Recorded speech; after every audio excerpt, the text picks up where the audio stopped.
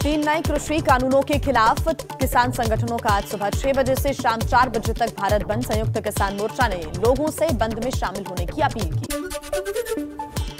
किसानों के भारत बंद के मद्देनजर दिल्ली में सुरक्षा के कड़े इंतजाम। दिल्ली पुलिस ने कहा, सीमाओं पर पुख्ता सुरक्षा, प्रदर्शनकारियों को दिल्ली में घुसने की अनुमति नहीं होगी।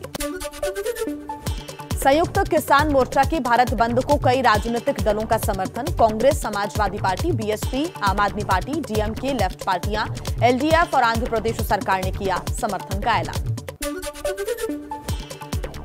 किसान आंदोलन के समर्थन में बिहार में प्रदर्शन करेगा महागठबंधन। आरजेडी नेता तेजस्वी यादव, तेज प्रताप यादव, कांग्रेस नेता मदन मोहन झा समेत कई नेता शामिल होंगे। पंजाब के प्रदेश कांग्रेस के अध्यक्ष नवजोत सिंह सिद्धू ने भी किया किसानों का समर्थन। बोले, पंजाब कांग्रेस मजबूती से किसानों के साथ खड़ी है। कांग्रेस नेता दिग्विजय सिंह का किसानों के भारत बंद का समर्थन। भोपाल के करौंद मंडी में आज सुबह 11 बजे दिन भर देंगे धरना। किसानों के भारत बंद पर केंद्रीय कृषि मंत्री नरेंद्र सिंह तोमर की अपील। कहा, विरोध का रास्ता छोड़कर बातचीत की राह पर आए किसान। किसान आंदोलन के चलते दिल्ली की बंद सड़कों को खोलने पर सुनवाई। सुप्रीम कोर्ट में अर्जी दाखिल कर सड़कों पर खोलने की मांग की गई है। प्रधानमंत्री मोदी अचानक रात 8:45 बजे सेंट्रल विस्टा कंस्ट्रक्शन साइट पर पहुंचे। करीब 1 घंटे तक निर्माण कार्य का निरीक्षण किया। अमेरिका दौरे से लौटे पीएम मोदी ने गृह मंत्री अमित शाह, रक्षा मंत्री राजनाथ सिंह और बीजेपी अध्यक्ष जेपी नड्डा के साथ की बैठक। करीब 2.5 घंटे तक चली बैठक। पीएम मोदी ने अमित शाह से 1 घंटे अलग से बात की। देश में दिखने लगा चक्रवाती तूफान गुलाब का असर। आंध्र प्रदेश और ओडिशा के तटीय इलाकों में बारिश। एनडीआरएफ की 12 टीमें आंध्र प्रदेश, ओडिशा और पश्चिम बंगाल में तैनात। आंध्र प्रदेश के श्रीकाकुलम में गुलाब तूफान को लेकर हाई अलर्ट। मछुआरों का तटीय इलाकों से हटाया गया। एनडीआरएफ की टीमें तैनात। प्रधानमंत्री मोदी ने चक्रवाती तूफान गुलाब को लेकर आंध्र प्रदेश के सीएम जगनमोहन रेड्डी और ओडिशा के सीएम नवीन पटनायक से बात की है। हर संभव मदद का भरोसा दिया। महाराष्ट्र के कुछ जिलों में भी दिखेगा चक्रवाती तूफान गुलाब का असर। विदर्भ और मराठवाड़ा में आज मूसलाधार बारिश की आशंका। तो मध्य महाराष्ट्र और कोंकण में कल हो सकती है भारी बारिश। पश्चिम बंगाल में तलसारी के उदयपुर समुद्र तट पर 2 पर्यटक डूबे। देवाश्री और अभद्रदीप समुद्र में नहाने गए थे। स्पीड बोट से चल रहा है तलाशी अभियान। गुजरात के वडोदरा में भारी बारिश से बाढ़ जैसे हालात। शहर के कई इलाकों में जल जमाव। चलिए अब आगे बढ़ते हैं। राजनीति से जुड़ी कुछ खबरें आपको दिखाएं तेज रफ्तार में। पंजाब में चरणजीत सिंह चन्नी कैबिनेट का हुआ विस्तार। परगट सिंह, राजकुमार वेरका, राजिया सुल्ताना समेत 15 मंत्रियों ने ली मंत्री पद की शपथ। कैबिनेट में 7 नए चेहरे शामिल। पंजाब के सीएम चरणजीत सिंह चन्नी आज सुबह 10:30 बजे अपनी कैबिनेट के साथ पहली बैठक करेंगे। चंडीगढ़ सचिवालय में होगी मीटिंग। शपथ ग्रहण से पहले 7 विधायकों ने नवजोत सिद्धू को चिट्ठी लिखी थी। राणा गुरजीत सिंह को मंत्री न बनाने की मांग की थी। माइनिंग घोटाले में नाम होने का हवाला दिया।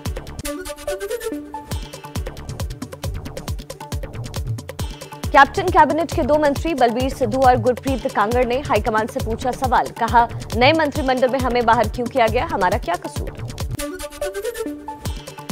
पंजाब में कैबिनेट विस्तार पर प्रभारी हरीश रावत का बयान। बोले, जिन्हें मंत्रिमंडल में जगह नहीं मिली है उन्हें पार्टी में नई जिम्मेदारी दी जाएगी।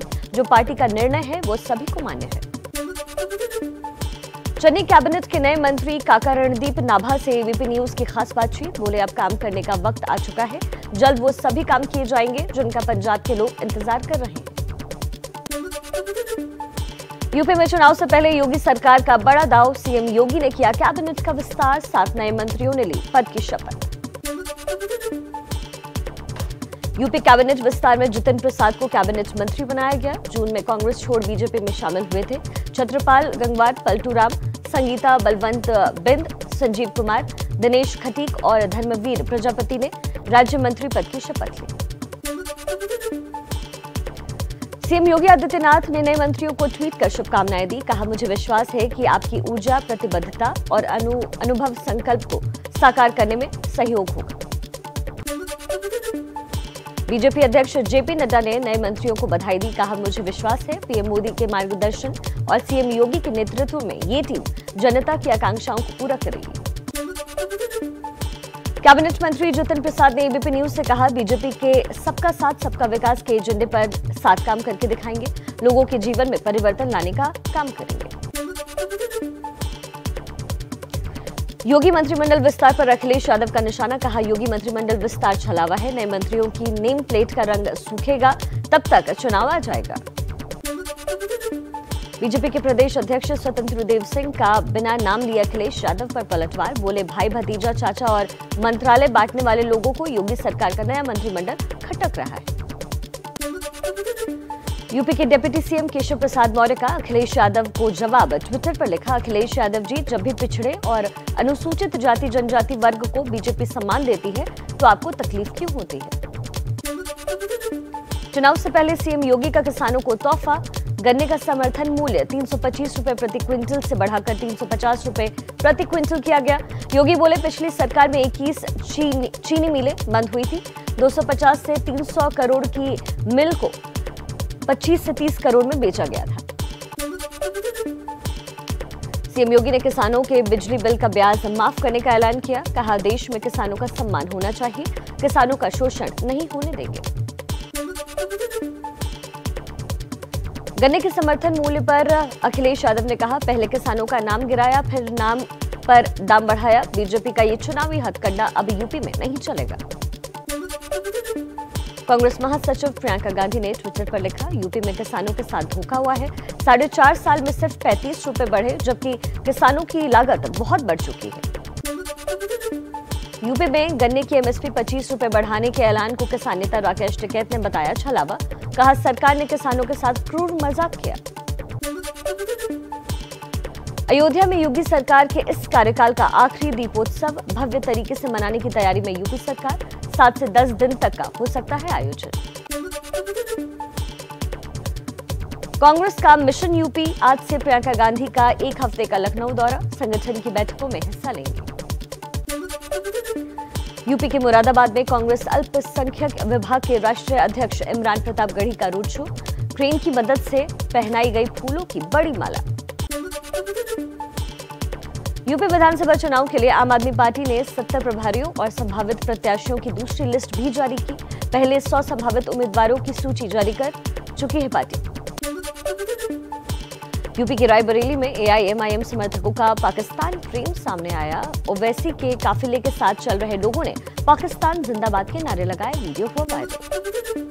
केंद्रीय मंत्री अमित शाह का मिशन उत्तराखंड। 16 अक्टूबर से 3 दिन का उत्तराखंड दौरा। हरिद्वार में साधु संतों से मुलाकात कर चुनाव पहले के हालात का जायजा लेंगे। और अब नमस्ते भारत में राजनीति की कुछ और बड़ी खबरों पर भी नजर डाल लेते हैं जल्दी से। गोवा में चुनाव से पहले कांग्रेस को झटका। सूत्रों के मुताबिक आज पूर्व सीएम और विधायक लुइंजियो फलेरो कांग्रेस छोड़ने का ऐलान कर सकते हैं। जल्द ही टीएमसी में शामिल होने की खबर है। पश्चिम बंगाल उपचुनाव के लिए प्रचार का आज आखिरी दिन। शाम 6:30 बजे थम जाएगा प्रचार। सीएम ममता बनर्जी भवानीपुर से लड़ रही हैं उपचुनाव। पश्चिम बंगाल में ममता के भतीजे अभिषेक बनर्जी का केंद्र सरकार पर निशाना। कहा, आपकी ईडी सीबीआई मेरा कुछ नहीं बिगाड़ सकती। नोटिस भेजते भेजते स्याही खत्म हो जाएगी, मेरा कुछ नहीं बिगड़ेगा। पश्चिम बंगाल बीजेपी के नए अध्यक्ष सुकांत मजूमदार जिम्मेदारी संभालने के बाद आज पहली बार दिल्ली आएंगे। पार्टी के शीर्ष नेताओं से होगी मुलाकात। जातिगत जनगणना के मुद्दे पर पीछे हटने को तैयार नहीं बिहार के सीएम नीतीश कुमार। दिल्ली में बोले, केंद्र को जातिगत जनगणना करानी चाहिए, बिहार जाकर सभी दलों के साथ विचार करेंगे। झारखंड के मुख्यमंत्री हेमंत सोरेन ने सर्वदलीय प्रतिनिधिमंडल के साथ गृहमंत्री अमित शाह से मुलाकात की। जातीय जनगणना कराने की मांग को लेकर ज्ञापन सौंपा।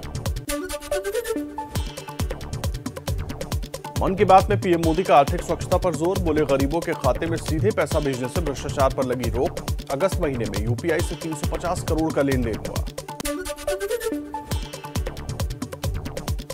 मन की बात में पीएम मोदी की नदियों को बचाने की अपील। विश्व नदी दिवस के मौके पर कहा, साल में एक बार नदी उत्सव तो मनाना ही चाहिए।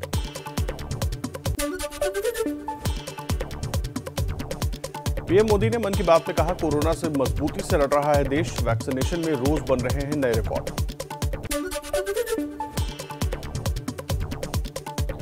चार दिनों के अमेरिका यात्रा के बाद देश लौटे पीएम मोदी का दिल्ली के पालम एयरपोर्ट पर जोरदार स्वागत, बीजेपी अध्यक्ष जेपी नड्डा ने अभिनंदन किया। पीएम मोदी के स्वागत के लिए दिल्ली के पालम एयरपोर्ट पर बड़ी संख्या में जुटे लोग ढोल नगाड़ों पर नाच गाकर पीएम की अमेरिका से वापसी का जश्न मनाया।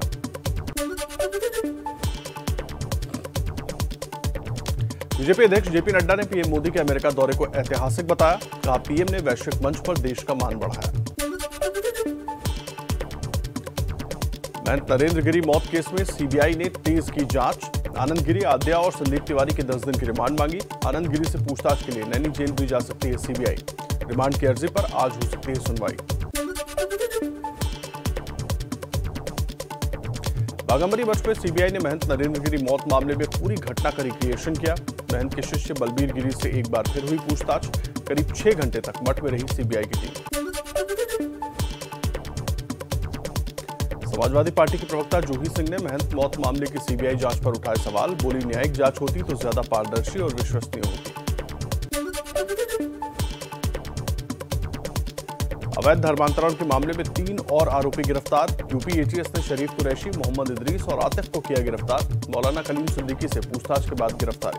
देखिए, कोरोना काल सबके लिए सबसे ज्यादा भारी पड़ा है और वो महिलाओं, बच्चों और बुजुर्गों सभी के लिए घर में बंद रहना एक आफत जरूर है, लेकिन कोरोना से बचने का दूसरा कोई उपाय नहीं है। वैक्सीनेशन के बाद भी सावधानी रखनी है, लेकिन खतरे के इस समय भी कुछ लोग ऐसे हैं, बल्कि ये कहना चाहिए कि कुछ हजार लोग ऐसे हैं जो पूरे देश को संकट में डाल रहे हैं। जरा मुंबई से आई इन तस्वीरों को देखिए और सोचिए लाइफ एंजॉय कैसे करेंगे जब लाइफ ही नहीं बचेगी तो। जिंदगी का लुत्फ उठाने की ये सनक जिंदगी खत्म कर सकती है। तीसरी लहर से पहले ये बहादुरी जान की सबसे बड़ी दुश्मन है। तस्वीरें मुंबई के जुहू चौपाटी की है, जहां हजारों लोगों की भीड़ रविवार को छुट्टी मनाने पहुंच गई। कोरोना के खतरे को अक्ल के ताले में बंद करके डूबते सूरज का अद्भुत नजारा देखने जुटी इस भीड़ की अक्लबंदी ने कोरोना के नए खतरे को उगा दिया है। ये वही मुंबई है जो दूसरी लहर में सैकड़ों जानें गंवा चुका है। हजारों जिंदगियां मौत के मुंह में जाते जाते बची हैं, लेकिन फिर भी लाइफ एंजॉय करने के नशे में ये भूल गए कि एंजॉय करने के लिए लाइफ होना जरूरी है। अधिकतर चेहरों पर मास्क गायब है और जिसने मास्क लगाया है वो भी चेहरे पर नहीं लगा है। लोग डूबते सूरज को देखने में इतने मशगूल हैं कि ये आंकड़े भूल गए जो इसी मुंबई के हैं। मुंबई में पिछले 24 घंटे में 479 नए केस मिले हैं। मुंबई में अब भी कोरोना के 4,667 एक्टिव केस हैं। कोरोना से अकेले मुंबई में अब तक कुल 16,084 लोगों की मौत हो चुकी है। बात महाराष्ट्र की करें तो पिछले 24 घंटे में कुल 3,206 नए केस सामने आए हैं, जबकि पूरे महाराष्ट्र में कोरोना से कुल 1,38,870 लोगों ने जान गंवाई है। सरकारें चीख चीख कर लोगों को आगाह कर रही हैं। डॉक्टर्स अपील कर कर के थक गए हैं, लेकिन जब तक हिंदुस्तान में ऐसे लोग रहेंगे, कोरोना के खिलाफ लड़ाई को मुश्किल बनाते रहेंगे। और अब इंटरनेशनल बुलेटिन की शुरुआत करते हैं और बात ड्रैगन के दोहरे चेहरे की, जो एक बार फिर से सामने आया है। भारत के साथ सीमा पर शांति बहाली के लिए दर्जन भर से ज्यादा बैठक करने वाला चीन साथ ही साथ साजिशों का ताना बाना भी बुन रहा है। तिब्बत में क्या है जिनपिंग का नया पैतरा, आपको दिखाते हैं। सीमा पर ड्रैगन की ड्रोन वाली साजिश। सर्दियों के लिए चीन का पक्का इंतजाम। एलएसी पर तैनात किए 50,000 सैनिक। चीन की हर हरकत पर भारत की पैनी नजर। एक तरफ तो चीन एलएसी पर शांति स्थापित करने के लिए बातचीत कर रहा है, वहीं दूसरी तरफ तिब्बत की जमीन से साजिशों का ताना बाना भी बुन रहा है। एलएसी पर चीन की तैयारियों को लेकर चौंकाने वाला खुलासा हुआ है, जिसने एक बार फिर साबित कर दिया है कि चीन भरोसे के लायक नहीं, बल्कि पीठ में खंजर घोंपने वाला काम कर रहा है। सेना के सूत्रों के मुताबिक एलएसी से सटे इलाकों में जिनपिंग की सेना जमकर ड्रोन का इस्तेमाल कर रही है। ये ड्रोन उन क्षेत्रों के नजदीक भेजे जा रहे हैं जहां हमारे सैनिकों की तैनाती है। दौलत बेग, ओल्डी गोगरा हाइट्स समेत विवाद वाले कई हिस्सों में चीनी ड्रोन की हलचल देखी गई है। इतना ही नहीं, चीन ने एलएसी के पास 50,000 सैनिकों की तैनाती भी की है। कड़ाके की सर्दी शुरू होने से पहले चीन अपने सैनिकों के लिए टेंट की जगह पक्के मकान का इंतजाम कर रहा है। भारतीय जवानों का मुकाबला नहीं कर पाने वाला चीन कम से कम सर्दी से मुकाबले की तैयारी में जुटा है। पूर्वी लद्दाख के कई इलाकों में चीन जोर शोर से निर्माण के काम में लगा है ताकि सर्दियों से पहले सैनिकों के रहने का पूरा इंतजाम हो सके।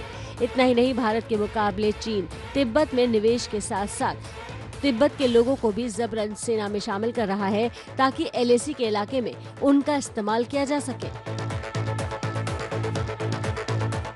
ये तस्वीरें पिछले साल 15 जून की हैं, जब बिना हथियार के गश्त कर रहे भारतीय सैनिकों पर चीनी सेना ने गलवान में धोखे से हमला कर दिया था। गलवान के बाद भारत और चीन के बीच कई दौर की बातचीत हुई ताकि शांति की तरफ कदम बढ़ा सके। मुंह पर शांति की बात करने वाले चीन के चेहरे से झूठ का मुखौटा हटा है तो सच सामने आ गया है। एक तरफ टेबल टॉक करने वाले चीन ने दूसरी तरफ अपनी तैयारियां भी लगातार जारी रखी। हालांकि भारत अब भी बातचीत से शांति की बात कह रहा है।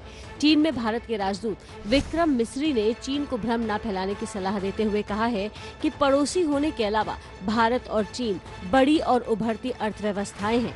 ऐसे में मतभेद तथा समस्याएं होना सामान्य बात है। अहम ये है कि इनसे कैसे निपटा जाए और ये सुनिश्चित किया जाए कि हमारी सीमाओं पर शांति बनाए रखने के लिए तार्किकता और सम्मान के साथ फैसले हों। भारत और चीन के बीच मुख्य रूप से पैंगोंग लेक के किनारे गोगरा हाइट्स और हॉट स्प्रिंग इलाके में विवाद है। ड्रैगन की इन चालों का जवाब देने के लिए भारतीय सेना हर तरह से तैयार है। भारतीय सेना के उप प्रमुख सीपी मोहंती ने भी जोर देकर ये बात साफ कर दिया कि इस ओर हमारा पूरा ध्यान है। It is the role of the armed forces to ensure peace, whether it is external aggression or internal disorders. If Tibet had a strong armed forces, they would have never been invaded. If the country did not invest in their security, we would have probably lost the war in Kargil. Doklam would have been lost. Galwan war would have been lost. Bharat और चीन के बीच 3,488 kilometre लंबे LAC को लेकर विवाद है। अरुणाचल को तिब्बत का हिस्सा बताकर चीन अपना दावा करता है, जबकि भारत ने साफ कह दिया है कि 1 इंच जमीन पर भी कोई घुसपैठ नहीं कर सकता। तालिबान के समर्थन में खड़े चीन को दुनिया भर में रुसवाई का सामना करना पड़ रहा है। क्वाड से लेकर दक्षिण चीन सागर और इंडो पैसिफिक क्षेत्र में चीन की दादागिरी के खिलाफ खेमेबंदी ने जिनपिंग के जले पर नमक का काम किया है। और वहीं दुनिया भर में चीन की घेराबंदी चल रही है और चीन इसी बात से बौखलाया हुआ है। चीन के खिलाफ जो सबसे बड़ा हथियार है उसका नाम है क्वाड। चीन के लिए मुसीबत का पर्याय बन चुका है। क्वाड क्या है, उसकी ताकत क्या है, इस रिपोर्ट से समझिए। 2004 में हिंद महासागर पर कहर, लहरों पर सवार होकर जब कुदरत ने कहर बरपाया, तब इंसानियत की डोर से बंधे 4 देश एक साथ आए थे: भारत, अमेरिका, ऑस्ट्रेलिया और जापान।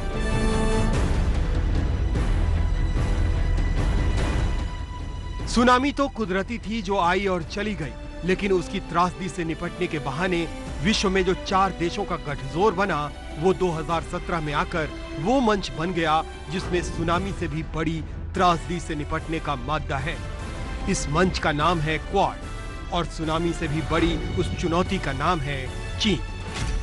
मैप के जरिए समझने की कोशिश करते हैं कि आखिर चीन की ये चुनौती क्या है जिसने हिंद प्रशांत महासागर के 4 अहम देशों को इकट्ठा ला खड़ा किया है। क्वाड हमारे शरीर में मौजूद सबसे बड़ी मांसपेशी का भी नाम है, जो 4 अलग अलग मांसपेशियों के एक साथ मिलने से बनी है। और शरीर में जब ये चारों मांसपेशियां काम करती हैं तो हमारे घुटने काम करते हैं, हम चल पाते हैं, बैलेंस बना पाते हैं।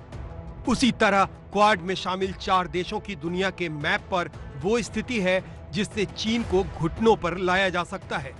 मैप पर भारत यहाँ है और जब हम पूरब की ओर बढ़ते हैं तो ये है ऑस्ट्रेलिया, जो प्रशांत महासागर के दक्षिणी हिस्से से जुड़ा हुआ है।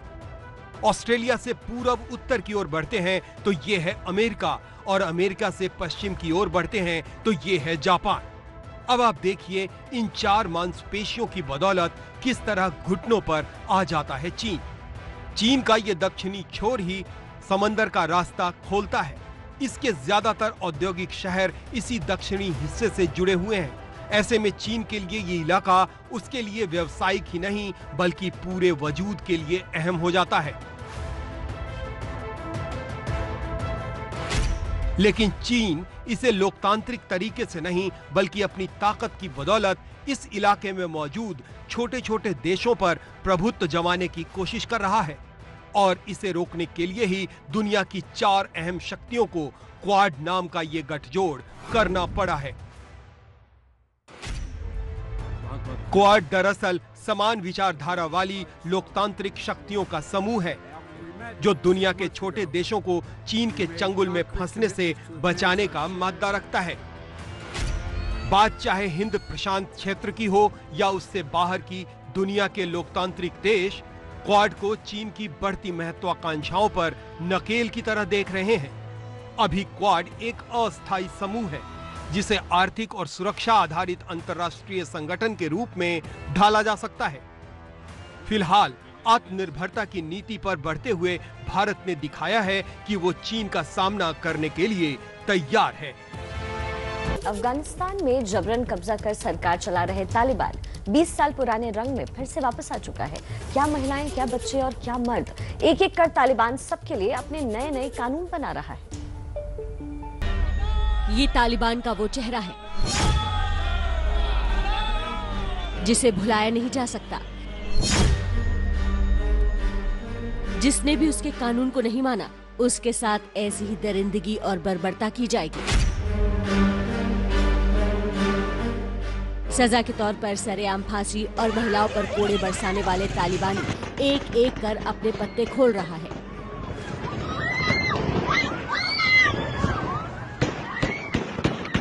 कागज पर लिखा ये फरमान अफगानिस्तान के पुरुषों के लिए है, जिसके जरिए यहाँ के पुरुषों की आजादी बंदूक के दम पर छीनी जा रही है। बंदूकधारी तालिबानियों ने एक नया फरमान जारी किया है। अब पुरुषों को शेविंग और दाढ़ी बनवाने पर पूरी तरह से रोक लगा दी गई है। हेलमंद प्रांत के नाइयों को खत के जरिए चेताया गया है कि जो भी इस कानून का उल्लंघन करेगा उसे शरिया कानून के तहत सजा दी जाएगी। अफगानिस्तान के नागरिकों पर बंदिशों का दौर शुरू हो चुका है। हजारा समुदाय के लोगों पर तालिबान का कहर बरपा है। हजारा समुदाय के लोगों को पश्तून जमींदारों के इशारों पर निशाना बनाया जा रहा है। उनकी जमीनों को छीना जा रहा है, यहाँ तक कि उनके खेत और घरों से भी बेदखल किया जा रहा है। तालिबान उगी हुई फसलों को लूट रहे हैं। तालिबान ने दायकुंडी प्रांत में हजारा समुदाय के लोगों को 5 दिनों का अल्टीमेटम दिया है, जिसमें लोगों को अपना घर बार छोड़कर गांव खाली करने का निर्देश है। अफगानिस्तान में हजारा समुदाय की आबादी करीब 9% है। एक समय में अफगानिस्तान में इनकी संख्या कुल आबादी का 67% थी। लंबे समय से तालिबानियों के निशाने पर रहे हजारा समुदाय के कुछ लोग भागकर ऑस्ट्रेलिया और ब्रिटेन की शरण ले चुके हैं। ये तालिबान के खौफ का ही असर है कि दायकुंडी प्रांत से 400 से ज्यादा परिवार अपना घर छोड़ने पर मजबूर हुए हैं। देखिए, अफगानिस्तान में तालिबान के आने के बाद जो संकट खड़ा हुआ है वो दुनिया के सामने है, लेकिन सवाल अब ये उठ रहा है कि क्या अपने फायदे के लिए मिड ईस्ट में भी एक अफगानिस्तान बनाने की स्क्रिप्ट लिखी जा रही है। भूखमरी, अत्याचार,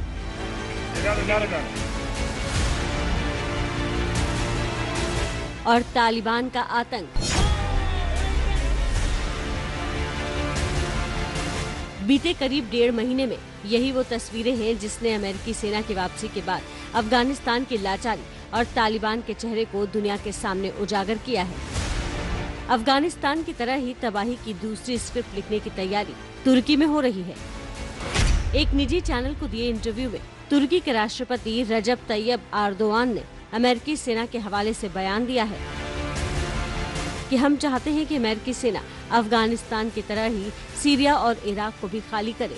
अगर हम दुनिया में शांति की बात कर रहे हैं तो अमेरिकी सैनिकों के अब उन देशों में रुकने का कोई मतलब नहीं है। इस बयान को समझने के लिए एक साथ कई घटनाओं को देखना जरूरी है। दरअसल इस समय अमेरिका और तुर्की के बीच तनातनी चल रही है।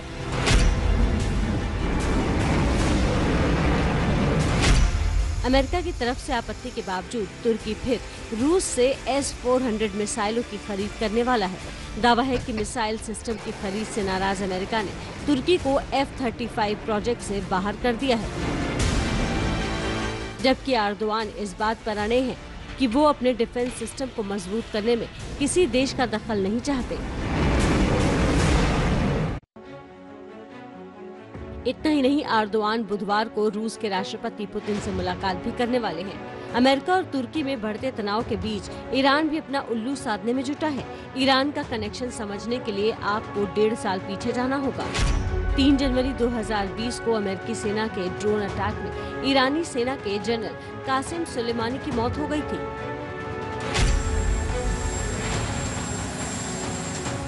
ट्रंप के बाद बाइडेन ने सत्ता संभाली तो कई फैसले पलटे।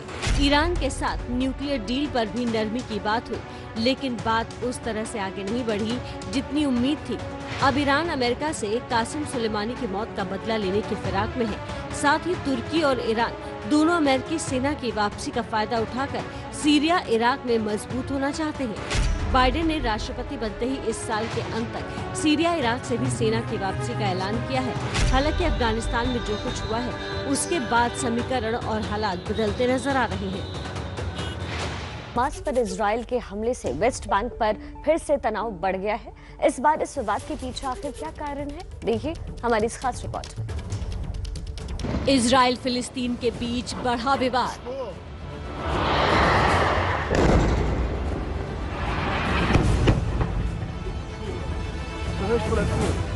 दोनों देशों के बीच वेस्ट बैंक पर ताबड़तोड़ फायरिंग से आफत में जान।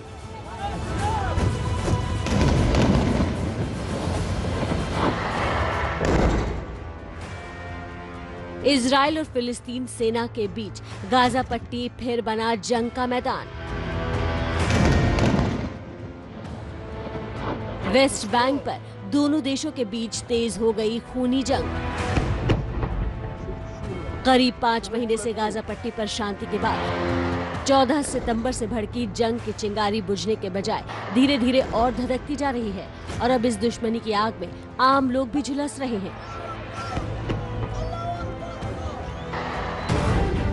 गाजा पट्टी पर इजरायली सेना के हमले में 5 फिलिस्तीनी नागरिकों की मौत हो गई है। इस हमले में 16 साल के एक फिलिस्तीन नागरिक की भी मौत हो गई है। इजराइल और हमास के बीच हिंसक झड़प में 2 इजरायली सैनिक भी घायल हो गए हैं। इजराइल ने यह हमला फिलिस्तीन संगठन हमास के हथियारबंद लड़ाकों को पकड़ने के लिए किया था। इजराइल का दावा है कि यह हमला वेस्ट बैंक में सक्रिय आतंकी संगठन पर किया गया है। इसका इरादा आम फिलिस्तीन नागरिकों को नुकसान पहुंचाना नहीं था। इजराइल के हमले पर हमास ने कड़ी प्रतिक्रिया देते हुए कहा है कि वो फिलिस्तीनी नागरिकों की मौत का बदला इजराइल से जरूर लेंगे। यह हमला वेस्ट बैंक और यरूशलेम के लोगों को संदेश देता है कि हथियार के बल पर इजराइल की सेना से जंग लड़ें और शहीदों की शहादत का बदला खून से लें। वेस्ट बैंक की हिफाजत हम अपने खून और हथियारों के साथ करेंगे।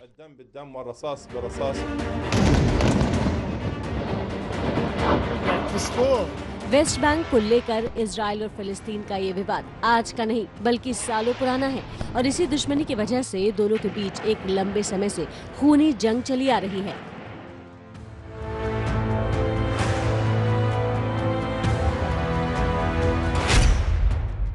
उन्नीस के मध्य पूर्व युद्ध में इजराइल ने वेस्ट बैंक पर कब्जा कर लिया।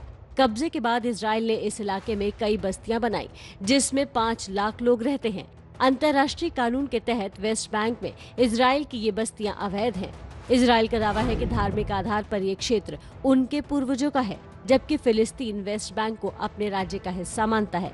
फिलिस्तीन वेस्ट बैंक समेत पूर्वी यरूशलेम पर दावा जताता है, वहीं इजराइल यरूशलेम से अपना दावा छोड़ने को राजी नहीं है। वेस्ट बैंक को लेकर जारी इस विवाद के बारे में एक्सपर्ट की राय है कि ये एक ऐसा विवाद है जिसका निपटारा न्यायालय में नहीं हो सकता। इस मामले में अब तक अंतर्राष्ट्रीय कानून के तहत किए गए फैसलों से शांति स्थापित नहीं कर सके, इसलिए इस विवाद का समाधान सिर्फ एक है और वो है बातचीत। फिलिस्तीन पर इजराइल के हमले के बाद और इस हमले के जवाब में हमास की धमकी के बाद ये कयास लग रहे हैं कि आने वाले दिनों में वेस्ट बैंक में तनाव और बढ़ सकता है। देखिए, पीएम मोदी के बारे में अक्सर कहा जाता है कि वो काम की धुन में कुछ देख ही नहीं पाते हैं। अमेरिका से 17 घंटे का सफर करके लौटे पीएम मोदी कल रात अचानक संसद की नई इमारत का जायजा लेने पहुंच गए। प्रधानमंत्री नरेंद्र मोदी बिना किसी पूर्व सूचना के रविवार रात 8:45 बजे के करीब सेंट्रल विस्टा प्रोजेक्ट को देखने पहुंच गए। सेंट्रल विस्टा के इस प्रोजेक्ट में नई पार्लियामेंट बिल्डिंग के अलावा मंत्रालयों के दफ्तर भी होंगे। बिना किसी पूर्व सूचना और लाव लश्कर के यहां पहुंचे पीएम मोदी करीब 1 घंटे तक रुके और बन रही पार्लियामेंट की इमारत के काम को खुद देखा।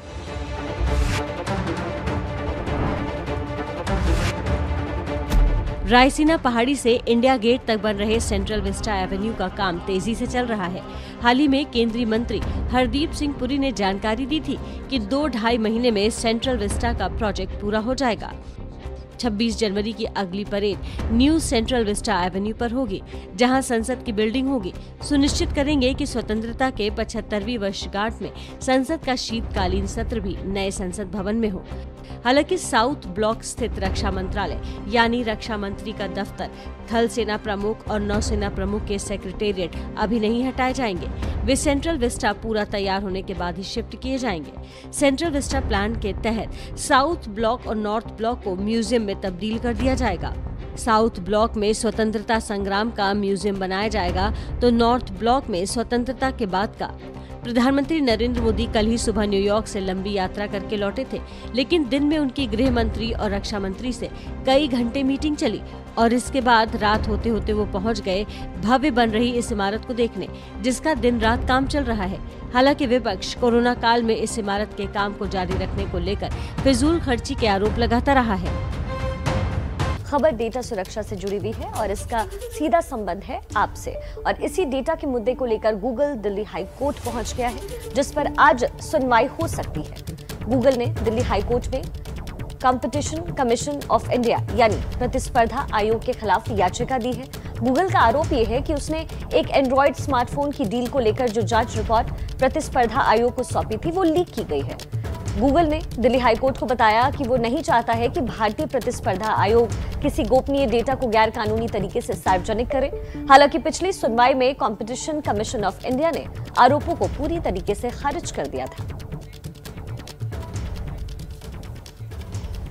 देखिए, गूगल का डेटा लीक हुआ या नहीं ये अभी पता नहीं, लेकिन वो डेटा लीक होने के शक भर से कोर्ट तक पहुंच गया है। लेकिन क्या आपने कभी सोचा है कि जिस फोन को आप अपने सबसे करीब रखते हैं, दुख सुख का साथी मानते हैं, हो सकता है कि वो आपकी जासूसी कर रहा हो, आपका डेटा चुरा रहा हो, या ये भी हो सकता है कि इस वक्त जब आप टीवी देख रहे हैं तब भी आपका फोन आपकी जासूसी में लगा हो।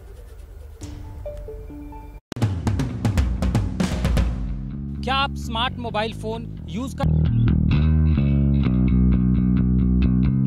अगर हाँ तो क्या आपके मोबाइल में ढेर सारी एप्लीकेशन हैं?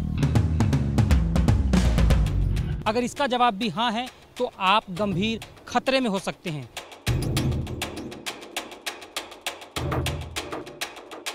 साइबर एक्सपर्ट के अनुसार मोबाइल ऐप न केवल हमारी सुरक्षा बल्कि गोपनीयता में भी सेंध लगा रहे हैं।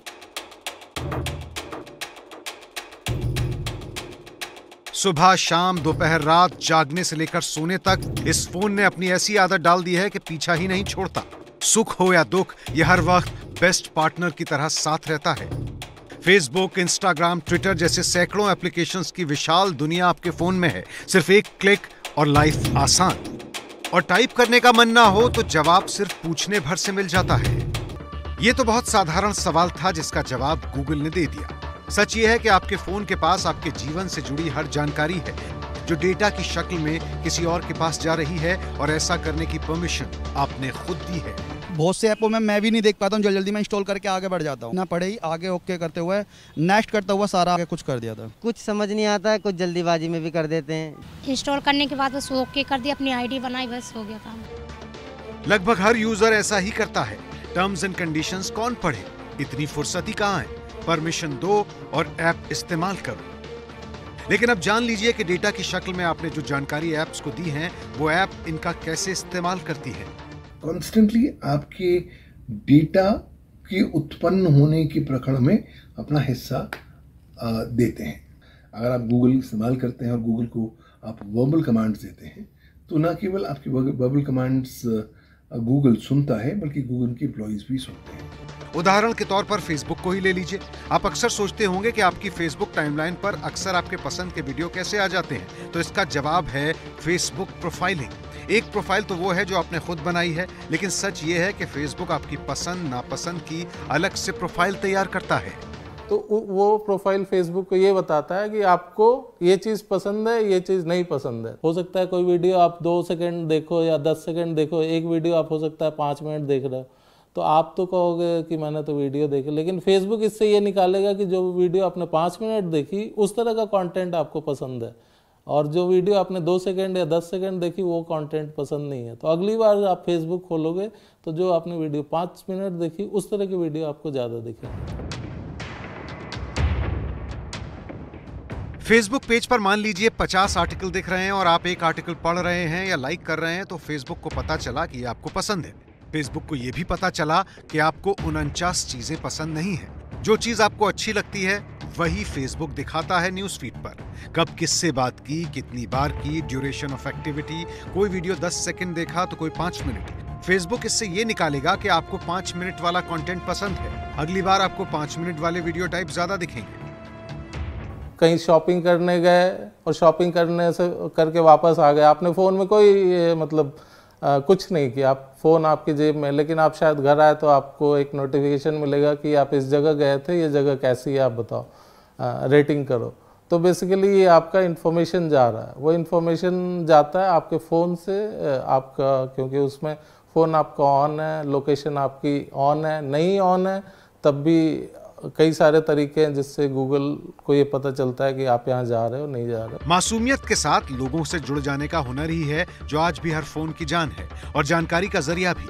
लेकिन सच ये है कि गूगल ये मुफ्त में नहीं करता, बदले में आपसे भी बहुत कुछ ले लेता है।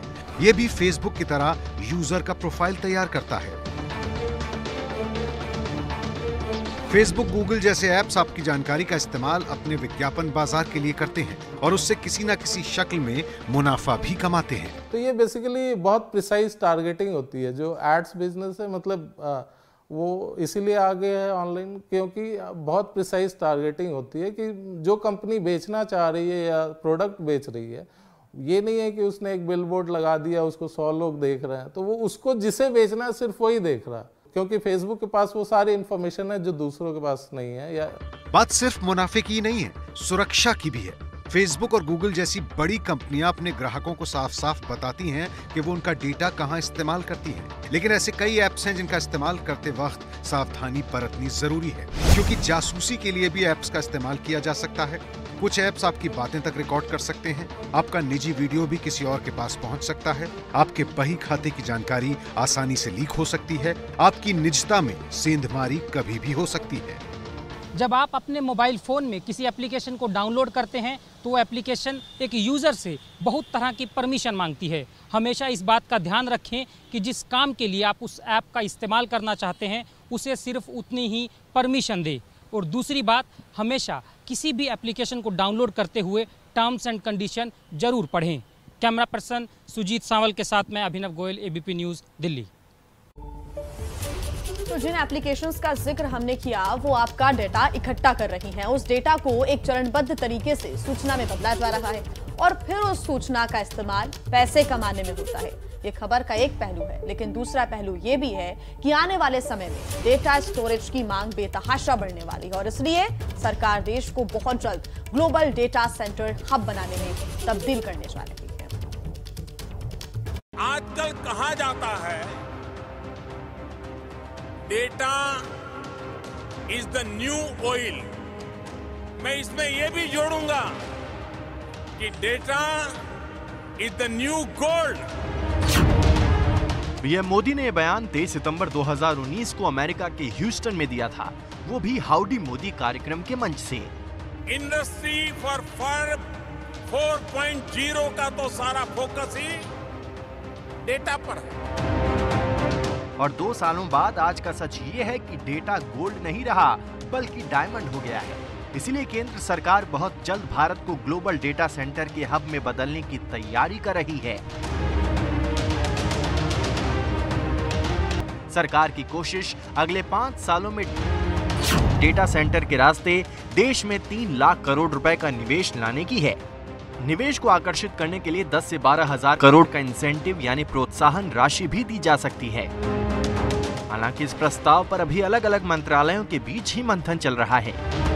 लेकिन अच्छी खबर यह है कि डेटा सेंटर बनाने के लिए अंतर्राष्ट्रीय कंपनियों की पहली पसंद भारत बनता जा रहा है।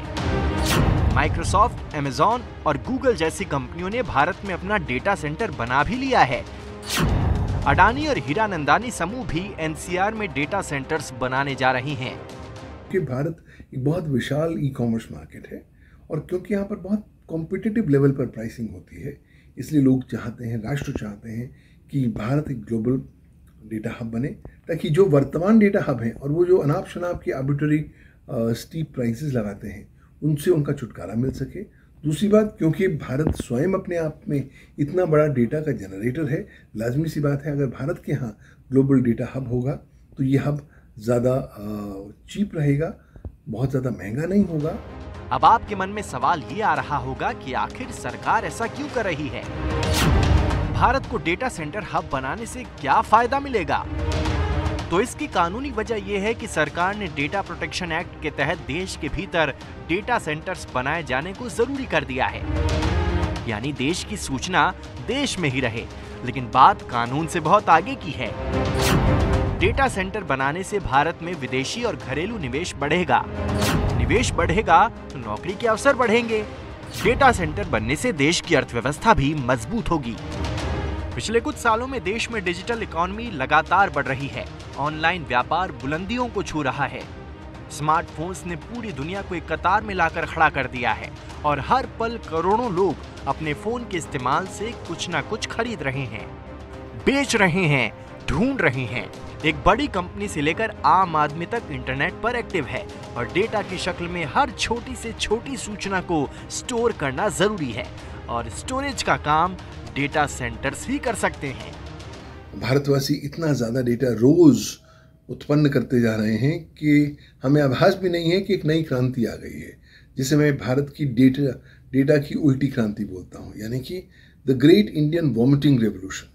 कहीं ना कहीं वो डेटा जा रहा होता है, वो जाता है अल्टीमेटली एक सर्वर पर, एक डेटा फार्म पर, एक ऐसी जगह पर जहाँ पर बहुत सारे बड़े बड़े कंप्यूटर, बड़े बड़े सर्वर रखे होते हैं और ये सर्वर लगातार आपके डेटा को 24/7 बेसिस पर कॉन्स्टेंटली एकत्रित करते रहते हैं, उसको स्टोर करते रहते हैं।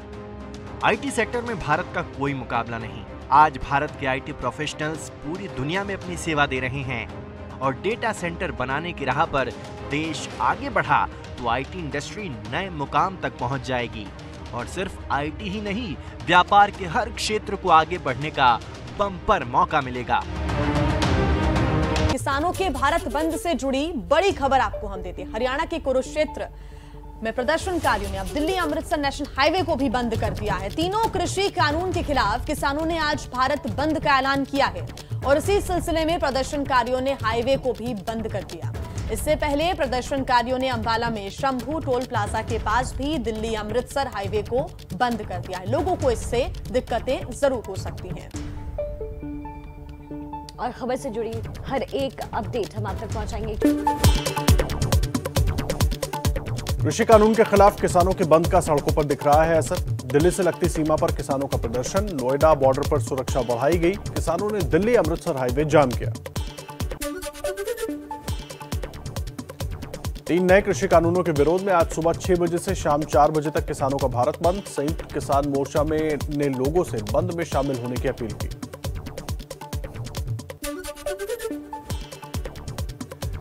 संयुक्त किसान मोर्चा के भारत बंद को कई राजनीतिक दलों का समर्थन। कांग्रेस, समाजवादी पार्टी, बीएसपी, आप, डीएमके, लेफ्ट पार्टियां, एलडीएफ और आंध्र प्रदेश सरकार ने किया समर्थन का ऐलान। किसान आंदोलन के समर्थन में बिहार में प्रदर्शन करेगा महागठबंधन। आरजेडी नेता तेजस्वी यादव, तेज प्रताप यादव, कांग्रेस नेता मदन मोहन झा समेत कई नेता शामिल होंगे।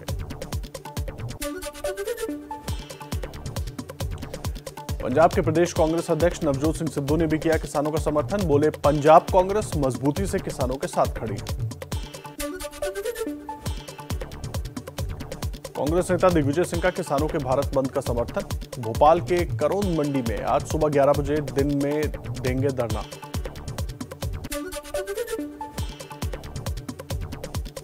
किसानों के भारत बंद पर केंद्रीय कृषि मंत्री नरेंद्र तोमर की अपील। कहा, विरोध का रास्ता छोड़कर बातचीत की राह पर आए किसान।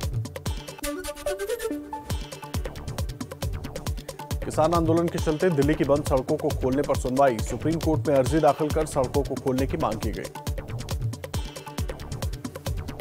बड़ी खबरों के बाद देश से जुड़ी कुछ अहम खबरें आपको बताते हैं। प्रधानमंत्री मोदी अचानक रात 8:45 बजे सेंट्रल विस्टा कंस्ट्रक्शन साइट पहुंचे। करीब 1 घंटे तक निर्माण कार्य का निरीक्षण किया। अमेरिका दौरे से लौटे पीएम मोदी ने गृह मंत्री अमित शाह, रक्षा मंत्री राजनाथ सिंह, बीजेपी अध्यक्ष जेपी नड्डा के साथ बैठक की। करीब 2.5 घंटे तक चली बैठक। पीएम मोदी ने अमित शाह से 1 घंटे अलग से बातचीत की। मन की बात में पीएम मोदी का आर्थिक स्वच्छता पर जोर। बोले, गरीबों के खाते में सीधा पैसा भेजने से भ्रष्टाचार पर लगी रोक। अगस्त महीने में यूपीआई से 350 करोड़ का लेन देन हुआ। 4 दिनों की अमेरिका यात्रा के बाद देश लौटे पीएम मोदी का दिल्ली के पालम एयरपोर्ट पर हुआ जोरदार स्वागत। बीजेपी अध्यक्ष जेपी नड्डा ने अभिनंदन किया। आंध्र प्रदेश और ओडिशा के तटीय इलाकों से टकराने के बाद कमजोर पड़ने लगा चक्रवाती तूफान गुलाब। तेज हवाओं और भारी बारिश के साथ कई जगह टूटे पेड़। एनडीआरएफ की 12 टीमें तैनात। आंध्र प्रदेश के श्रीकाकुलम जिले में समुद्र से लौटते समय मछुआरों की नाव से तेज लहरें टकराईं। कई मछुआरे समुद्र में गिरे। तलाश में जुटी प्रशासन की टीम। प्रधानमंत्री मोदी ने चक्रवाती तूफान गुलाब को लेकर आंध्र प्रदेश के सीएम जगन मोहन रेड्डी और ओडिशा के सीएम नवीन पटनायक से बात की। हर संभव मदद का भरोसा दिया। महाराष्ट्र के विदर्भ और मराठवाड़ा में तूफान गुलाब के चलते आज मूसलाधार बारिश की आशंका। तो मध्य महाराष्ट्र और कोंकण में कल हो सकती है भारी बारिश। चलिए आगे बढ़े और देश के सबसे बड़े प्रदेश यानी यूपी आपको लेकर चलते हैं, जहां मंत्रिमंडल विस्तार और गन्ना किसानों के तोहफे को लेकर चुनावी पारा पूरी तरीके से हाई है। लेकिन शुरुआत अमित शाह के उत्तराखंड दौरे से। केंद्रीय मंत्री अमित शाह का मिशन उत्तराखंड। 16 अक्टूबर से 3 दिन का उत्तराखंड दौरा। हरिद्वार में साधु संतों से मुलाकात कर चुनाव के पहले हालात का जायजा लेंगे। यूपी में चुनाव के पहले योगी सरकार का बड़ा दाव। सीएम योगी ने किया कैबिनेट का विस्तार। 7 नए मंत्रियों ने ली पद की शपथ। यूपी कैबिनेट विस्तार में जितेंद्र प्रसाद को कैबिनेट मंत्री बनाया गया। जून में कांग्रेस छोड़ बीजेपी में शामिल हुए थे। छत्रपाल गंगवार, पलटू राम, संगीता बलवंत बिंद, संजीव कुमार, दिनेश खटीक और धर्मवीर प्रजापति ने राज्य मंत्री पद की शपथ ली। योगी मंत्रिमंडल विस्तार पर अखिलेश यादव का निशाना। कहा, योगी मंत्रिमंडल विस्तार छलावा है। नए मंत्रियों की नेम प्लेट का रंग सूखेगा तब तक चुनाव आ जाएगा। बीजेपी के प्रदेश अध्यक्ष स्वतंत्र देव सिंह का बिना नाम लिए अखिलेश यादव पर पलटवार। बोले, भाई भतीजा चाचा को मंत्रालय बांटने वाले लोगों को योगी सरकार का नया मंत्रिमंडल खटक रहा है। यूपी के डिप्टी सीएम केशव प्रसाद मौर्य का अखिलेश यादव को जवाब। ट्विटर पर लिखा, अखिलेश यादव जी, जब भी पिछड़े और अनुसूचित जाति जनजाति वर्ग को बीजेपी सम्मान देती है तो आपको तकलीफ क्यों होती है। चुनाव से पहले सीएम योगी का किसानों को तोहफा। गन्ने का समर्थन मूल्य 325 रुपए प्रति क्विंटल से बढ़ाकर 350 रुपए प्रति क्विंटल किया गया। बिजली बिल का ब्याज भी माफ करने का ऐलान। गन्ने के समर्थन मूल्य पर अखिलेश यादव ने कहा, पहले किसानों का मान गिराया, फिर नाम भर दाम बढ़ाया। बीजेपी का ये चुनावी हथकंडा अब यूपी में नहीं चलेगा। कांग्रेस महासचिव प्रियंका गांधी ने ट्विटर पर लिखा, यूपी में किसानों के साथ धोखा हुआ है। 4.5 साल में सिर्फ 35 रुपए बढ़े, जबकि किसानों की लागत बहुत बढ़ी।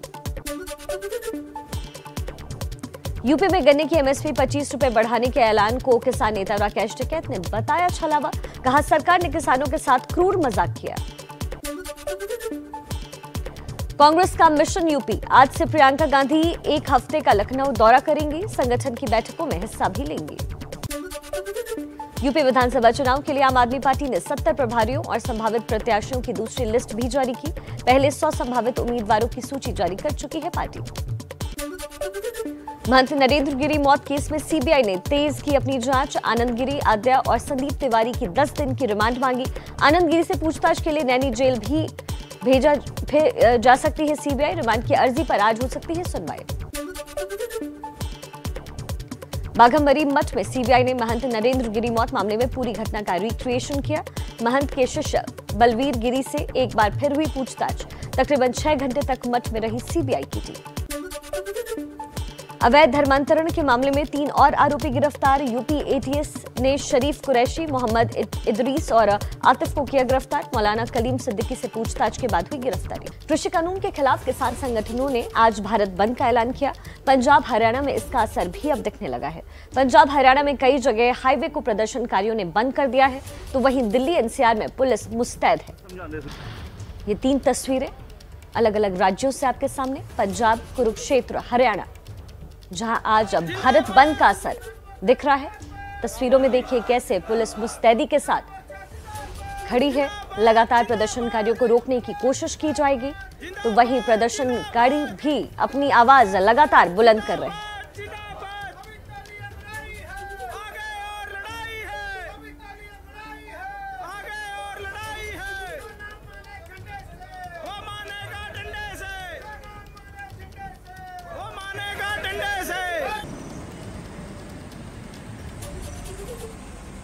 भारत के अलग अलग राज्यों से ये 3 तस्वीर हम आप तक पहुंचा रहे हैं। किसान आंदोलन तेजी में, साथ ही पुलिस भी मुस्तैद।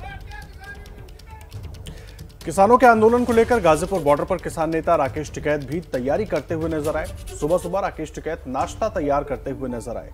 देखिए, बंद का आह्वान किया गया है। किसान आंदोलन को 10 महीने हो गए हैं और किसानों के लिए जो वहां पर तमाम किसान मौजूद है, राकेश टिकैत भी उनके साथ मिलकर वहां पर नाश्ते की तैयारी करते हुए नजर आई। ये तस्वीरें हम आपको दिखा रहे हैं। राकेश टिकैत खुद तमाम किसानों के साथ वहां पर मौजूद है।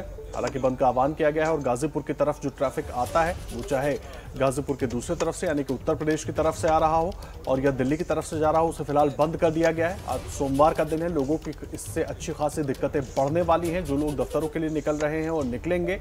लेकिन इस बीच तस्वीरें गाजीपुर बॉर्डर से, जहां पर किसान नेता राकेश टिकैत तमाम अपने साथियों के साथ बाकी लोगों के लिए नाश्ता बनाते हुए नजर आए। ये तस्वीरें आप देख रहे हैं, खुद वहां पर मौजूद है और साथ में सब्जी काटते हुए, आलू काटते हुए ये तस्वीर उनकी आई है।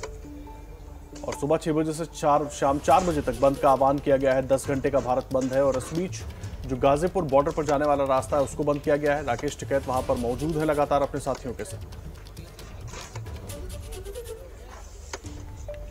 तो तस्वीरें हम आपको लगातार दिखा रहे हैं। किसानों के आंदोलन को 10 महीने पूरे हो गए हैं। लगातार तीनों कृषि कानूनों को लेकर किसान बॉर्डर्स पर, अलग अलग बॉर्डर्स पर बैठे हुए हैं अपनी मांगों को मनवाने के लिए। हालांकि सरकार की तरफ से कृषि मंत्री नरेंद्र सिंह तोमर ने यह अपील एक बार फिर की है कि किसान बंद को छोड़ें, आंदोलन को छोड़ें और बातचीत के टेबल पर आए ताकि कोई हल निकाला जा सके।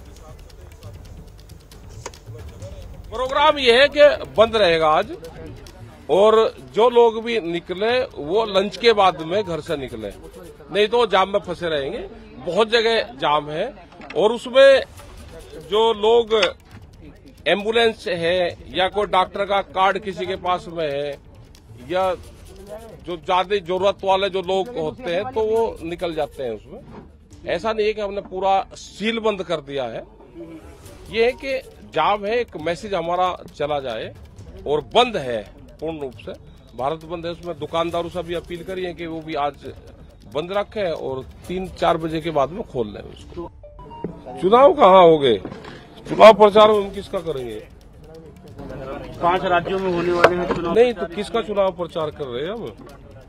ये तो पहला क्वेश्चन करा आपने। हम किसी का चुनाव प्रचार नहीं करते, ठीक है। हम तो यही है, हम तो आंदोलन करेंगे, चुनाव से हमारा कोई मतलब नहीं। तो आप चुनाव में भी तो जाएंगे सरकार को वोट करने के लिए, ऐसा बोला? अरे जब जाएंगे वहाँ कहीं अपनी मीटिंग करने जाएंगे तो लोगों को बताएंगे अपना, भाई जो सरकार खिलाफ कानून लेकर आई तो उस सरकार से बचना। अब सरकार किसकी होगी, हम तो भारत सरकार का विरोध करेंगे। किसान नेता राकेश टिकैत को आप सुन रहे थे और आदर्श शिखा, उन्होंने ये पहले ही अपील कर दी है कि अगर लोग घर से बाहर निकल रहे हैं तो लंच करके निकले, नहीं तो जाम में फंस सकते हैं, क्योंकि कई नेशनल हाईवे हैं जिन्हें बंद कर दिया गया है। भारत बंद का आह्वान यहां पर किया जा रहा है और इसी किसान आंदोलन को देखते हुए दिल्ली की सीमा पर पुलिस मुस्तैद है। दिल्ली के गाजीपुर और नोएडा बॉर्डर पर तैनाती भी बढ़ा दी गई है। और कुछ तस्वीरें भी इसकी सामने आई जब अलग अलग क्षेत्रों में पुलिस की जो तैनाती है वो की गई है ताकि कोई भी अप्रिय घटना ना घट सके। इस बीच बड़ी खबर आपको बता दें, किसानों के भारत बंद के चलते पंडित श्रीराम शर्मा मेट्रो स्टेशन भी बंद कर दिया गया है। टिकरी बॉर्डर के पास है पंडित श्रीराम शर्मा मेट्रो स्टेशन, इसको भी बंद कर दिया गया है। सीधी बात है कि लोगों को दिक्कतें इस बंद के बाद हो सकती हैं। अगर लोग सुबह सुबह घर से बाहर निकल रहे हैं तो वो जाम में फंस सकते हैं शिखा, और ये भी देखना होगा कि जो मेट्रो स्टेशन है उस पर भी इसका अब असर पड़ने लगा है। देखिए, लगातार अलग अलग बॉर्डर्स पे दिल्ली के बंद के लिए किसान वहां पर डटे हुए हैं, चाहे टिकरी बॉर्डर की बात कीजिए, चाहे सिंगू बॉर्डर की बात कीजिए या गाजीपुर बॉर्डर की बात कीजिए। आज केएमपी हाईवे को भी जाम करने की कवायद है, उधर से भी तस्वीरें आनी शुरू हो गई हैं, वहां पर भी इस बंद का असर दिखना शुरू हो गया है। और लगातार करीब 10 घंटे का ये बंद है और आह्वान यही किया गया है कि 4 बजे के बाद बंद टूटेगा, लेकिन कोशिश यही कि तीनों कृषि कानूनों पर सरकार से बातचीत हो। जी, खबर पे जो भी ताजा जानकारी होगी सबसे पहले आपको मिलेगा एबीपी न्यूज पर। आज किसान संगठनों ने भारत बंद का ऐलान किया है। किसानों के आंदोलन को देखते हुए दिल्ली की सीमा पर पुलिस मुस्तैद है। दिल्ली के गाजीपुर और नोएडा बॉर्डर पर तैनाती पूरी तरीके से बढ़ा दी गई है। 2 तस्वीरें हम आपको दिखा रहे हैं। नोएडा बॉर्डर पर किस तरीके से सुरक्षा बढ़ाई गई और गाजीपुर बॉर्डर पर भी चाक चौबंद प्रबंध। की धार और तेज करने के लिए आज पूरे भारत में किसानों ने भारत बंद बुलाया है और इसी को देखते हुए दिल्ली में प्रशासन जो है वो अलर्ट दिखाई दे रहा है और तैयारियां काफी ज्यादा हैं। इस वक्त हम मौजूद हैं दिल्ली नोएडा बॉर्डर पर। ये वही जगह है जहां पर शुरुआती दौर में किसानों का जत्था जो है वो यहां पर बैठा था, लेकिन बाद में उनको समझा बुझा के यहाँ से हटवा दिया गया था। लेकिन ये काफी महत्वपूर्ण जगह है क्योंकि ये बॉर्डर है, दिल्ली का बॉर्डर है, नोएडा से का बॉर्डर है। इसी वजह से यहाँ पर आप देखिए कितनी ज्यादा पुलिस बैरिकेडिंग जो है वो लगी हुई है। साथ ही साथ जो पुलिस अफसर है वो भी यहाँ पर दिखाई दे रहे होंगे तस्वीरों में, किस तरह से पुलिस कर्मी जो है यहाँ पर है मौजूद हैं। साथ ही साथ यहाँ पर जब से ही किसान आंदोलन शुरू हुआ है तब से ही यहाँ पर जो सिक्योरिटी है वो हमेशा अलर्ट रही है। किसानों ने जब जब भारत बंद का ऐलान किया है या जब भी किसानों ने किसी तरह के एक बड़े प्रदर्शन का ऐलान किया है तो इस बॉर्डर पर हमेशा देखा गया है कि बैरिकेडिंग काफी ज्यादा बढ़ा दी जाती है, सिक्योरिटी काफी ज्यादा बढ़ा दी जाती है। तो वही तस्वीरें आज भी यहाँ देखने के लिए मिल रही हैं कि पुलिस जो है इस वक्त यहाँ पर अलर्ट दिखाई दे रही है। कैमरा पर्सन राजेश कुमार के साथ मध्य एबीपी न्यूज दिल्ली। और देखिए, आज किसान संगठनों ने बंद का आह्वान किया है और सीधा आपको लेकर चलते हैं गाजीपुर बॉर्डर, जहां पर जैनेंद्र हमारे सहयोगी मौजूद हैं। शुक्रिया आदर्श। किसान नेता राकेश टिकैत मेरे साथ हैं। किसानों ने भारत बंद बुलाया है। 10 महीने किसान आंदोलन को हो गए दिल्ली की सीमा पर और एक बार फिर किसान आज शक्ति प्रदर्शन कर रहे हैं। टिकैत साहब, एक और भारत बंद, क्या संदेश दे रहे हैं आप लोग इस भारत बंद के जरिए और लोगों को जो दिक्कत हो रही है इसकी जवाबदेही किसकी? लोगों को दिक्कत हो रही है उसकी जवाबदेही भी भारी है और किसकी होगी? जब भारत बंद हम कर रहा तो जवाबदेही कोई और थोड़ा देगा। ये उन्हीं के लिए तो लड़ाई है, जिन लोगों को दिक्कत है उन्हीं की तो लड़ाई लड़ रहे हैं हम। आटा क्या रेट खरीद रहे, बाजरे का क्या रेट खरीदते हो, आलू क्या रेट खरीदते हो?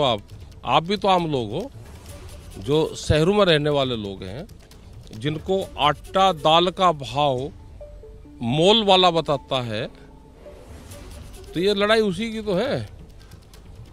किसान बाजरा बेचता है 11 रुपये किलो और आप खरीदते हो 62 रुपये किलो।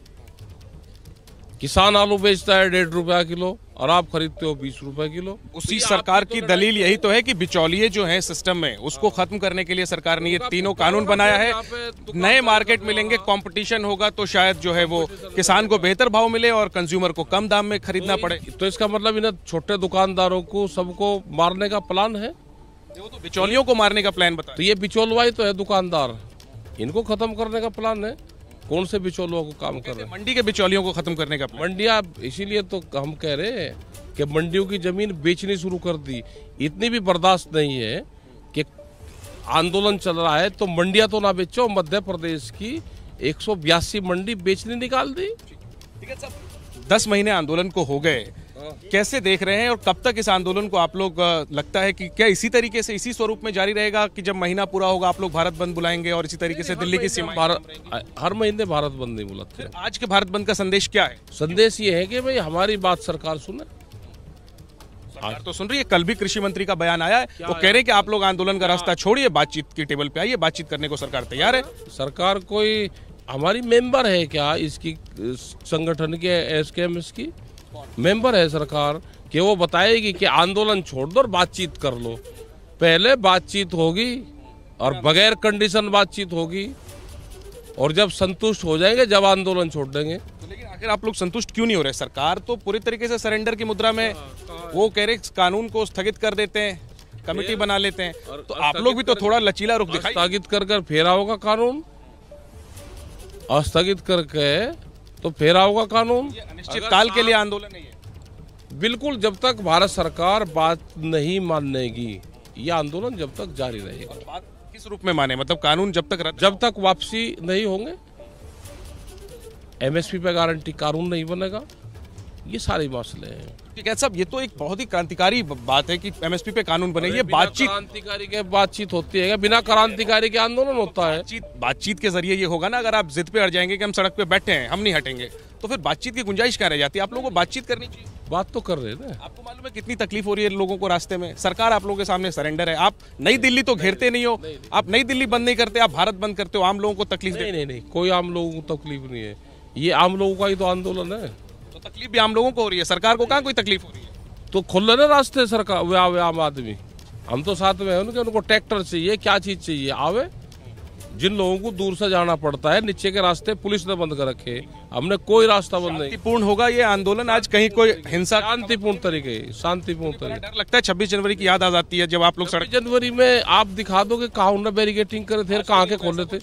मैं ये कह रहा कि 26 जनवरी में आप चैनल के लोग एक बार दिखा दो कि कहाँ उन्होंने बैरिकेटिंग करे थे, कौन सा रास्ता दिया था और कहाँ के बैरिकेटिंग खोले थे। आज तो ऐसा कुछ नहीं होगा, ये भरोसा हम नहीं करते कुछ, ये षड्यंत्र ये रचते हैं। 1 दर्जन से ज्यादा विपक्षी दलों ने भी समर्थन दिया है किसान आंदोलन को। क्या कहेंगे और क्या इसको इस रूप में देखा जा रहा है कि फिर ये तो विपक्ष का आंदोलन बनता जा रहा है किसान? ये जब विपक्ष में थे तो ये भी यही काम करते थे। विपक्ष का जो काम है उसको करना चाहिए। विपक्ष सही काम कर रहा है। मैं कह रहा कि विपक्ष अगर होता तो हमको यहाँ थोड़ा बैठना पड़ता। ये काम तो विपक्ष का था। अपनी तरफ से बातचीत की कोई कोशिश आप लोग करेंगे क्या? कोई आप लोग? हमने चिट्ठी उनको भेजी है, हमने उसी टाइम पे भेजी थी। अच्छा, फिर नोता बार बार थोड़ा दिया जाता है, एक बार भेज दिया तो भाई बुला लो हमको विदाउट कंडीशन। आखिरी में मुझे वापस स्टूडियो चलना है। गन्ने का रेट जो कल उत्तर प्रदेश सरकार ने बढ़ाया, उससे संतुष्ट नहीं है आप लोग। लगभग वही रेट पंजाब में बढ़ाया तो मुख्यमंत्री को लड्डू खिला के आए आप लोग, और 10 रुपए कम यूपी में है तो आप लोग कह रहे मंजूर नहीं। तो इन्होंने अपने घोषणा पत्र में कितना कहा था? और जब ये बोलते थे स्टेज पे तो इन्होंने कहा था कि 450 रुपया हम देंगे। घोषणा पत्र के बराबर कर देंगे तो आप लोग मान जाएंगे आंदोलन? ये कहा कि तो करवाओ, तो घोषणा पत्र के बराबर करवाओ। किसानों के भारत बंद से जुड़ी इस समय एक बड़ी खबर आ रही है। आपको बता दें, किसान आंदोलन को देखते हुए दिल्ली पुलिस ने लाल किले के दोनों तरफ के रास्तों को बंद कर दिया है। दिल्ली पुलिस ने जानकारी दी है कि छत्ता रेल और सुभाष मार्ग दोनों साइड से फिलहाल बंद कर दिया गया है।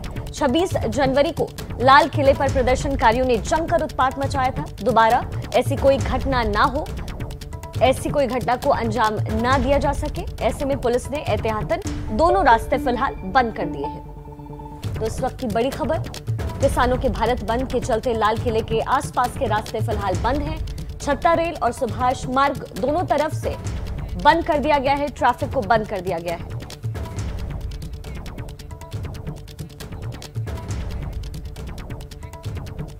और अपडेट्स आपको आइए हम दे देते हैं। हमारे साथ लगातार हमारे संवाददाता भी हमें अपडेट्स दे रहे हैं। आपको बता दें कि सिंघू बॉर्डर से मनोज वर्मा हमारे साथ जुड़ गए हैं, साथ ही अमृतसर से गगनदीप शर्मा हमारे साथ जुड़े हुए हैं। मनोज, सिंघू बॉर्डर के अभी क्या हाल है? सुरक्षा के क्या इंतजाम और साथ ही किसानों का क्या हाल अभी वहां? जी बिल्कुल, देखिए इस वक्त मैं केएमपी पर हूँ। कोंडली मानेसर जो पलवल एक्सप्रेस वे है उस पर मैं मौजूद हूँ और तस्वीरों में आप देख सकते हैं कि जो किसान हैं वो यहाँ पर बैठे हुए हैं, रास्ते के बीच में बैठे हुए हैं। आज बंद का आह्वान किया था और यही वजह है कि इन्होंने अब सुबह ही यहाँ पर बैठ गए थे। हालांकि बहुत ज़्यादा किसान जो हैं वो यहाँ पर नज़र नहीं आ रहे हैं, कुछ ही संख्या में किसान यहाँ पर बैठे हुए हैं और उन्होंने बंद कर दिया और रास्ता जो है दोनों तरफ से बंद कर दिया। यानी कि जो लोग गाज़ियाबाद से अगर पलवल की तरफ जाना चाहते हैं वो भी नहीं जा पाएंगे। इसके अलावा जो पलवल की तरफ से गाज़ियाबाद जाने के लिए लोग आना चाहते हैं वो भी नहीं आ पाएंगे। ट्रकों की एक लंबी जो कतार है वो आप यहाँ पर देख सकते हैं। पुलिस के जवान यहाँ पर मौजूद हैं, लेकिन जिस तरीके से बंद की बात आ रही थी कि पूरे तरीके से बंद किया जाएगा, लोग यहाँ पर होंगे, तो कुछ हल्का असर यहाँ पर नज़र आ रहा है क्योंकि किसानों की जो संख्या है वो बहुत ज़्यादा यहाँ पर नहीं है। सिर्फ 15 से 20 ही किसान होंगे जो यहाँ पर आकर बैठे हुए हैं, जिन्होंने पूरा बंद कर दिया है। तो इससे लोगों को बहुत ज़्यादा दिक्कतों और परेशानियों का सामना करना पड़ रहा है क्योंकि जिन्हें निकलना था, सुबह जाना था यहाँ से, वो परेशान है। और आप तस्वीरों में भी साफ तौर पर देख सकते हैं कि बहुत ज़्यादा किसान यहाँ पर मौजूद नहीं है। सिर्फ कुछ ही जो किसान हैं वो यहाँ पर पहुँचे जिन्होंने ये जो एक्सप्रेस वे है उसको बंद कर दिया है। जी मनोज, बहुत शुक्रिया इस जानकारी के लिए। तो अलग अलग राज्यों में किस तरीके से भारत बंद का असर दिख रहा है आप तक हम पहुंचा रहे हैं। अमृतसर का रुख करेंगे, वहां से गगनदीप शर्मा हमारे साथ जुड़े हुए हैं। गगनदीप, अमृतसर से क्या तस्वीरें आ रही हैं इस आंदोलन को लेकर?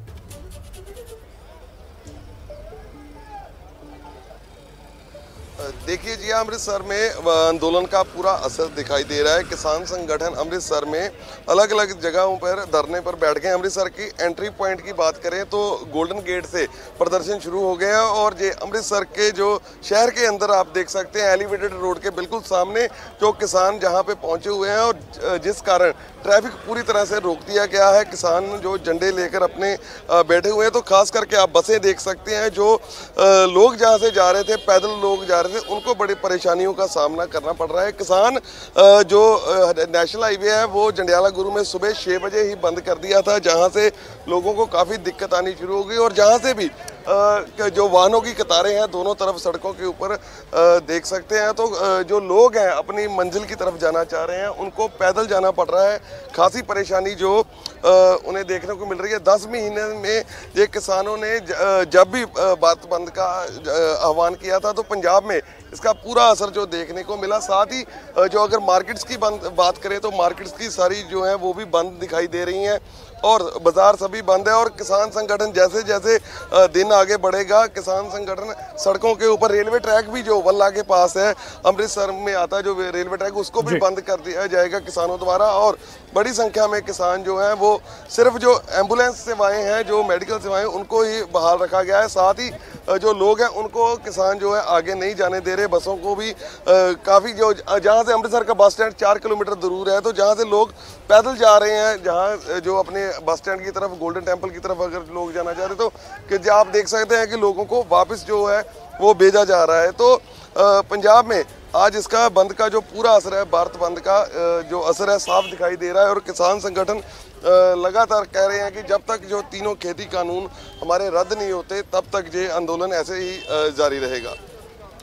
जी, आप रहे हैं हमारे साथ। देखिए, इस बीच पंजाब हरियाणा की सीमा पर शंभू बॉर्डर से हमारे साथ सचिन कुमार भी जुड़ गए हैं। सचिन, वहां पर क्या हालात हैं, जरा हमारे तस्वीरें भी दिखाइए और बताइए। जी बिल्कुल बिल्कुल, यहाँ ये नेशनल हाईवे 44 है और आपको बता दें ये कमर्शियल व्हीकल्स इस रोड पे बहुत ज़्यादा चलते हैं।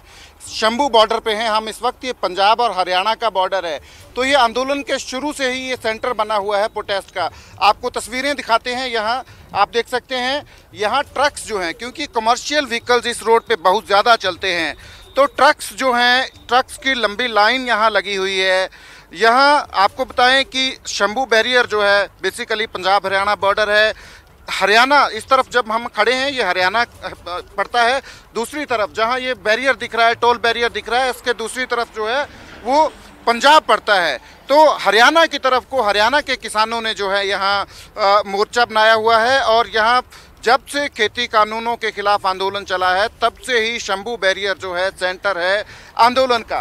पहले इस बैरियर के परली तरफ, दूसरी तरफ जो है पंजाब के किसान जो है आंदोलन करते थे। हालांकि अब जिम्मेवारी जो है हरियाणा के किसानों को दी गई है और हरियाणा के किसान पिछले दिसंबर से जो है लगातार यहाँ प्रोटेस्ट कर रहे हैं और आज के इस चक्का जाम का, भारत बंद का पूरा असर यहाँ दिख रहा है। ट्रक्स आप देख सकते हैं, सिर्फ जो इमरजेंसी व्हीकल्स हैं जैसे एम्बुलेंसेज हैं या किसी गाड़ी में औरतें होती हैं तो उनको वो जाने देते हैं और पूरी तरह से ये बंद है। हमने देखा हम 6 बजे से सुबह से सड़कों पर हैं और हर गांव के बाहर सड़क जहां पड़ती है गांव के बाहर वहां उस गांव के किसान जो है अपना अपना जो है ट्रैक्टर्स लेके जो है सड़क पे आ गए हैं।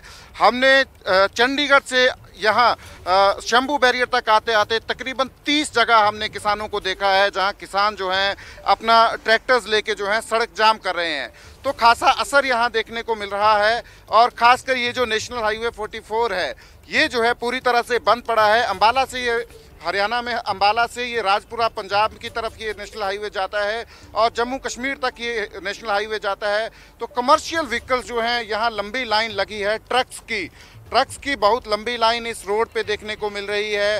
हरियाणा की तरफ जो है बैरियर से पिछली तरफ जो है पूरी तरह से ट्रैफिक जो है बंद कर रखा है। दूसरी तरफ जो चंडीगढ़ से पटियाला का रोड है वो भी पूरी तरह से किसानों ने बंद कर रखा है। उस पर जगह जगह जो है अपने ट्रैक्टर्स लेके जो है चक्का जाम किसान कर रहे हैं। तो फिलहाल यहाँ खासा असर यहाँ देखने को मिल रहा है पंजाब और हरियाणा में। कहाँ कितनी किसानों की उपस्थिति है ये हमने दर्शकों को दिखाया। हमारे सहयोगी लगातार अलग अलग क्षेत्रों से हमें ये बता रहे हैं कि आखिर किसान आंदोलन का कितना असर फिलहाल देखने को मिल रहा है। आप सभी का बहुत शुक्रिया तमाम जानकारी के लिए। तो वहीं किसानों के बंद को राजनीतिक दलों का समर्थन भी मिल रहा है। आपको आइए तस्वीरें हम दिखाते हैं। आरजेडी कार्यकर्ताओं ने पटना हाजीपुर के बीच गांधी सेतु जाम कर दिया है और ये 3 तस्वीरें आपके सामने। कहां पर कितना असर ये आप देख सकते हैं। साथ ही ये भी आपको दिखा रहे हैं कि आरजेडी कार्यकर्ताओं ने पटना हाजीपुर के बीच गांधी सेतु भी जाम कर दिया। नारेबाजी की जा रही है। बंद को आरजेडी का समर्थन मिल रहा है। उडुपी कर्नाटक की तस्वीरें भी आपको दिखा रहे हैं। नॉर्थ 24 परगना पश्चिम बंगाल की तस्वीरें जहां पर पुलिस की तैनाती भी की गई है। कोई भी अप्रिय घटना ना घट सके इस बात का ध्यान भी पुलिस प्रशासन रख रहा है। और अब देखिए वक्त हो चला है आपके हमारे फेवरेट सेगमेंट का। देख लेते हैं कि इरफान जी जो कि स्टूडियो में मौजूद हैं कितना कार्टून उनका बनकर तैयार हो गया।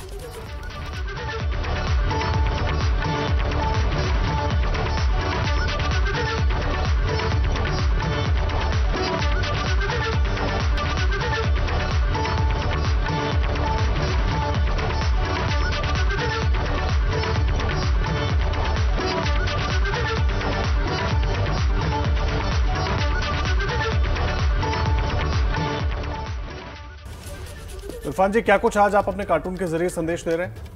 हाँ देखिए आदर्श जी आप देख रहे होंगे कल योगी जी ने भी एक साइकिल पकड़ ली है और साइकिल के पीछे एक चलाने वाला भी ले लिया है जो उसमें पेडल मार रहा है वो आप देख ही रहे हैं।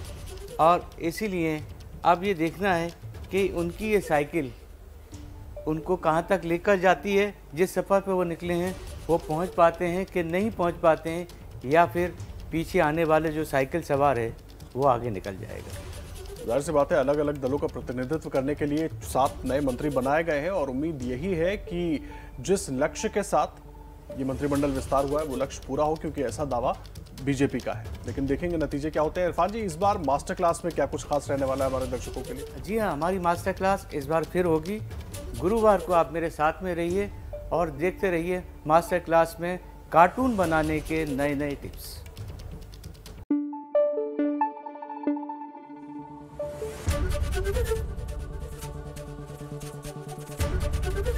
एबीपी न्यूज आपको रखे आगे।